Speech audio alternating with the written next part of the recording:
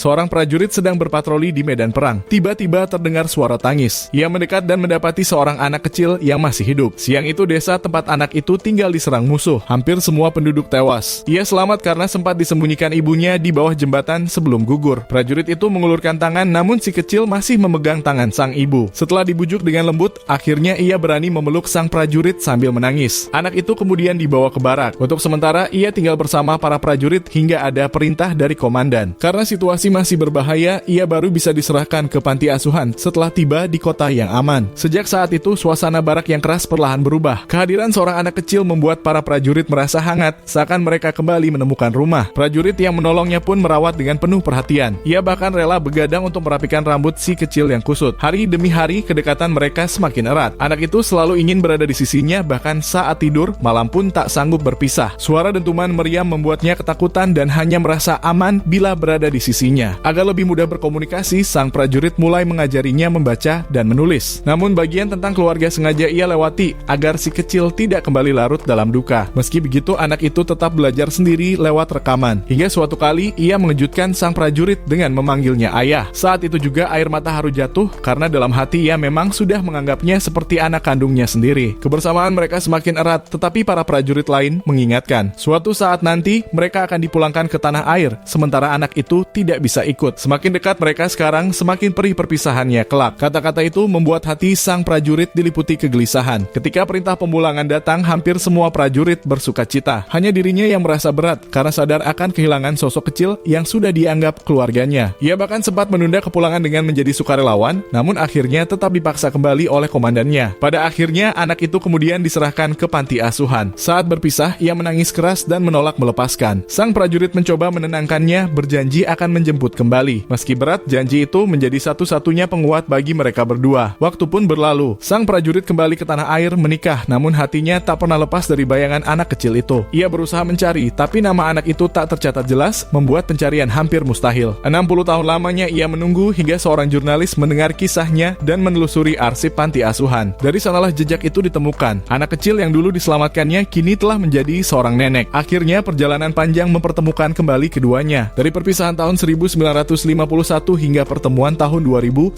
penantian lebih dari setengah abad itu berakhir. 20.000 hari kerinduan terbayar dengan satu pelukan. Di akhir hidupnya, sang prajurit merasa damai karena ia berhasil menepati janjinya untuk kembali pada anak yang dulu diselamatkannya.